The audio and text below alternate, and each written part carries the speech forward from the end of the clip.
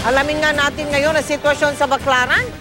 Nagbalikan kaya ang mga tindero sa lansangan? Mula sa Baclaran, nakatutok live si Susan Enriquez. San? Mel, ganito na itsura ngayon itong harap ng Baclaran Church. Ito makikita mo na para na siyang parke, parang isang plaza dahil wala nang mga nagtitinda rito. Ito no. Kung dati kung familiar ka dito Mel, no, hindi mo makikita yung mga signage dito going doon sa main gate ng church. Pero ngayon, ito, nakikita na natin yung nakasulat diyan, National Shrine of Our Mother of Perpetual Health. This way out, this way in. Malinis na to.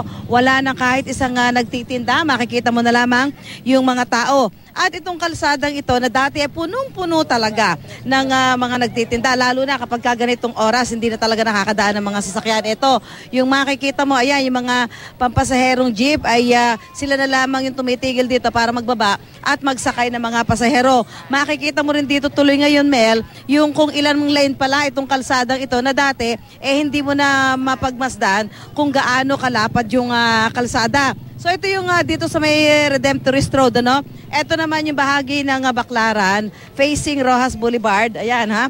Kung makikita mo Mel, ito.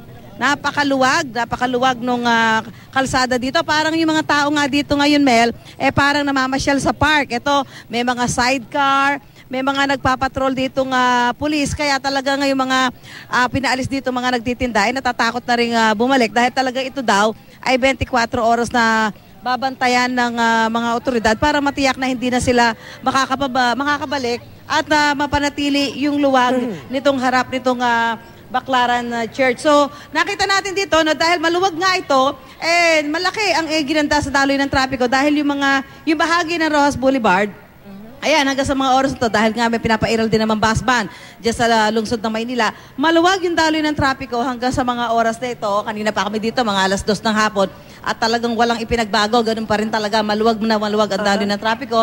At hanggang sa mga oras nito, maging itong service road na dati talagang halos hindi mahulugan ng dami ng tao at yung mga nagtitinda ay napakaluwag. Kaya yung mga bata dito, takbo doon, para nga silang naglalaro sa park sa harap nitong Baclaran Church. Mel? O, San, pero meron ka bang namamataan dyan ng mga grupo, pulisman o ano na nakahandang tiyakin na hindi nababalik yung mga tindero? San? Oo, Mel, actually, itong habang nag-report ako sa'yo, may nakita ako itong isang mobile ng pulisya na nag-iikot talaga dito, no? Pati may mga tauhan pa rin dito kanina ng mga MMDA, no?